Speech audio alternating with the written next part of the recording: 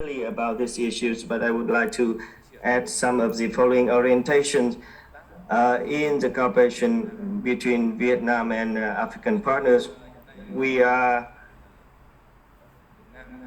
in the process of building a smart and modern agriculture that the farmers will act as the master of the production. And it is the guideline we have received from the government, from the local authority, so that we would like to make farmers will be the main actor, and they will also be active to promote their product to the foreign market, for example. But this is a very big issue that we need to share our best practice with each other in the restructuring of agriculture sector. We need to pay attention to the collective, and the collective activities plays a very important role. We have established 17,000, and according to the law in 2012, we also want to learn and to share our best practices in the reform of the collective, so that the members of the collective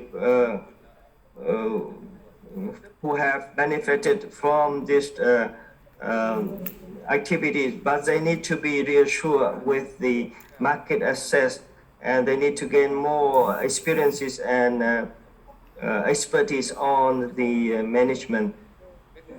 And second, the agricultural businesses, we have about 13,500 businesses. In the context of the complex development of COVID-19, we have received also impact from this, and it caused a lot of difficulties. In order to reach out to other market, besides the big businesses, there are still medium or small enterprises. But how to link the products of those businesses with other corporations and big corporations in Africa, this is an issue.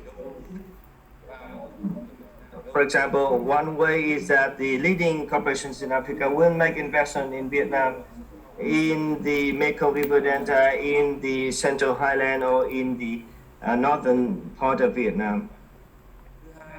And second, how Vietnamese businesses, not only the businesses in telecommunication, but we would like to see that Vietnamese businesses will also invest in agriculture in Africa. And we have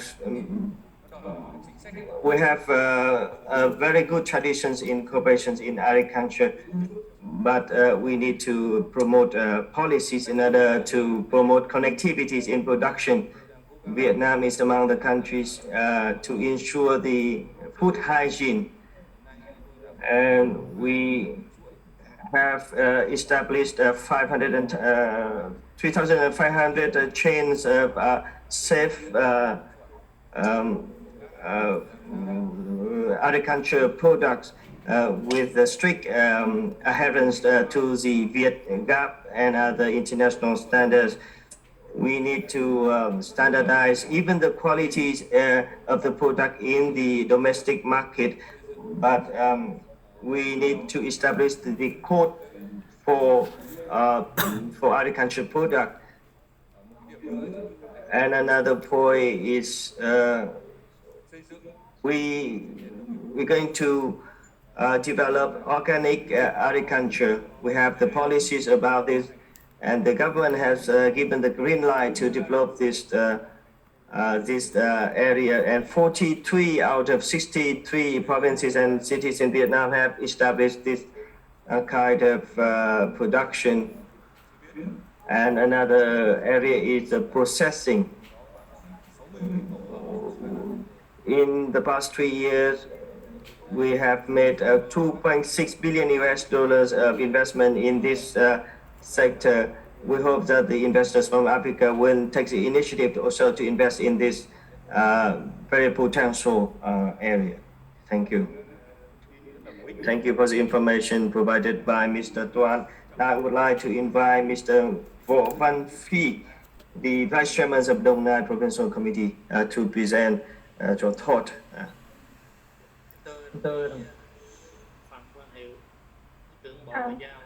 Your Excellency, Mr. Phạm Quang Hiệu, Deputy Minister of Foreign Affairs, distinguished leaders at the connection points, Dong Nai People's Committee is very honored to participate in this webinar. Vietnam-Africa Agricultural Cooperation, enhancing connectivity and ensuring sustainable development together. Through the presentations of the speakers, we can see that the potential between Vietnam and African countries are large. If we can exploit these potential, it will be very successful. Dong Nai in general and the other provinces in the region in general has many potentials to cooperate with the Africa. In our region, the atmosphere is very pleasant and there are a lot of products, diversified products, and the place for processed and manufacturers has a very good transportation logistics.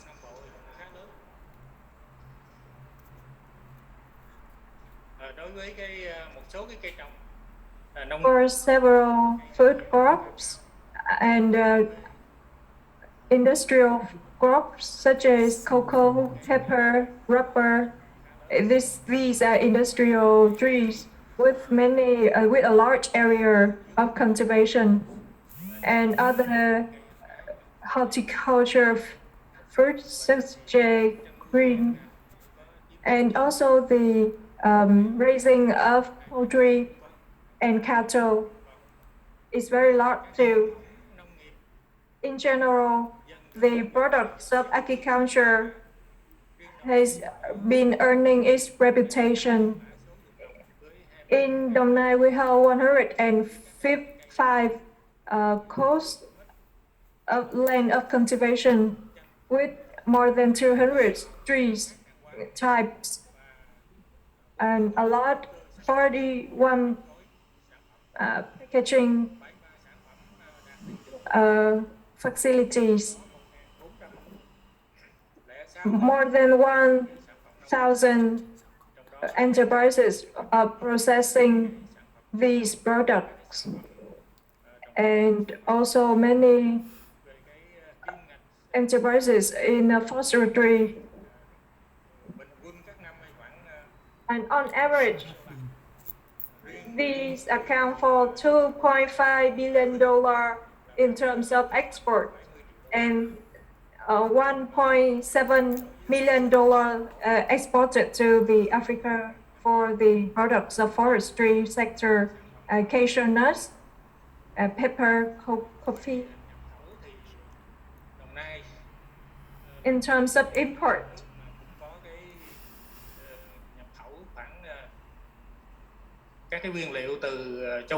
Dong Nai has imported many ingredients from Africa, about $80 million.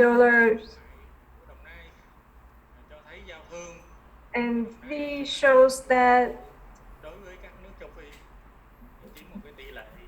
the cooperation between Dong Nai and the African countries are a little bit small, and there are a lot of reasons for this, specifically 5 reasons. Firstly, because of the COVID-19 pandemic, so the cashew nut processing has been closed, the ingredients has been limited, and this has been imported ingredients from the third party side, and there are a lot of lacking of information and procedures, lack of knowledge. Therefore, it's facing a lot of difficulties. And many Indian countries are participating in this chain. So it creates difficulties in terms of importing ingredients to the Vietnamese side. Moreover, the transportation from Africa to Vietnam facing difficulties because of small number of ships, therefore prolonging the time of transportation.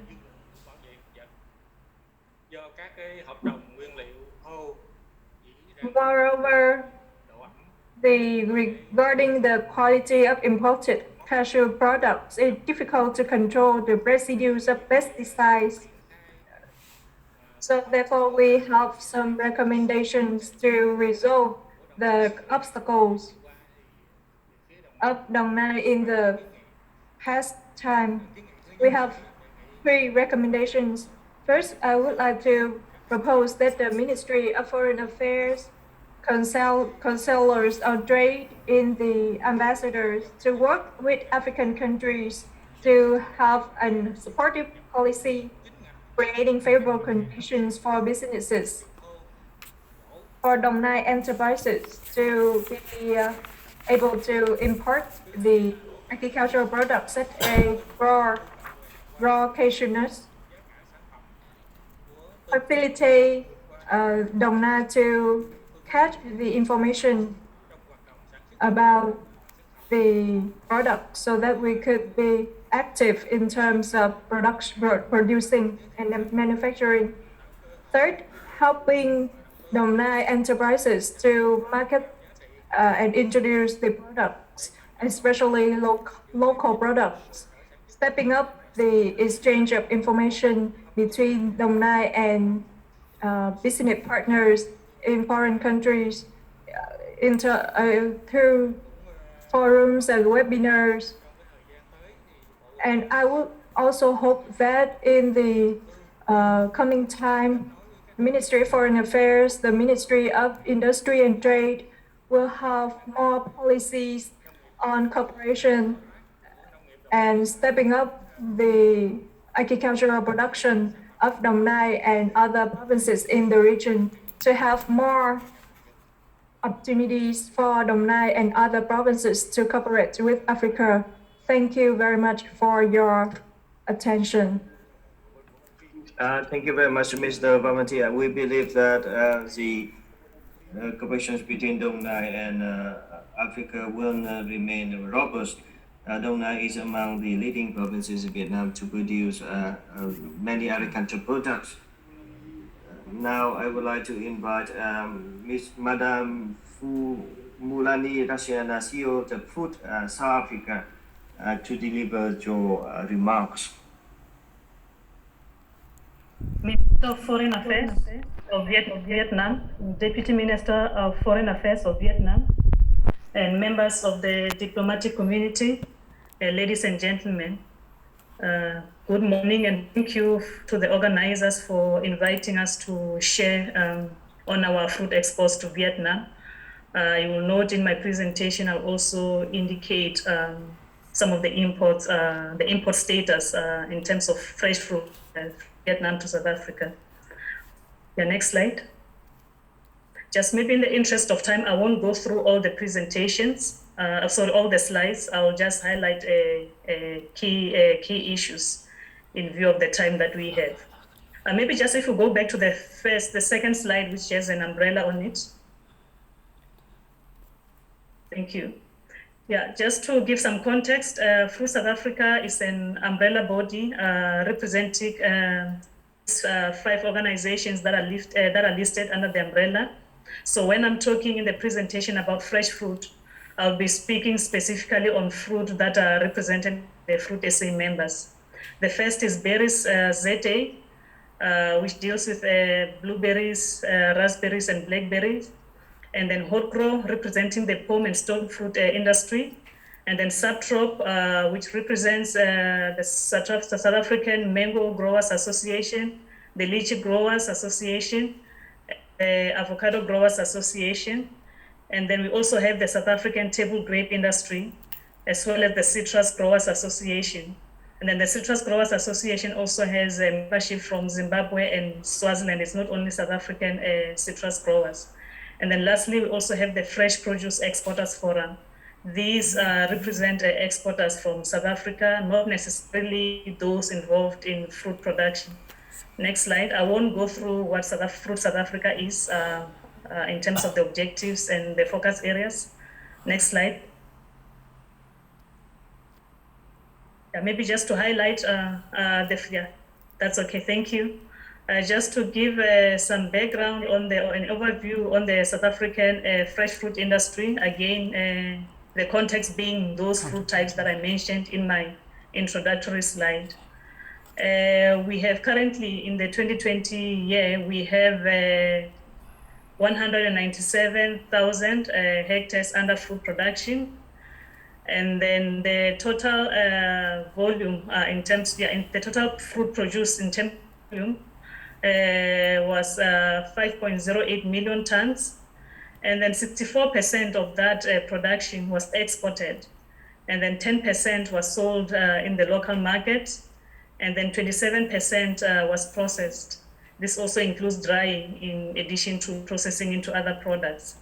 And the industry is employs quite a number of people. You may recall from Dr. Tempia's slide where she showed the employment figures of the whole agricultural sector in Q2 of this year. So we employ directly on farms just under 300,000 people directly.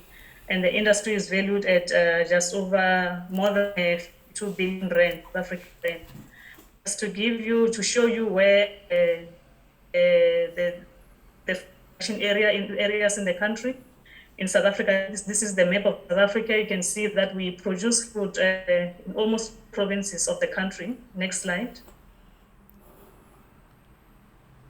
Yeah, in terms of the fruit distribution, citrus is the biggest industry. This is in terms of production as well, in terms of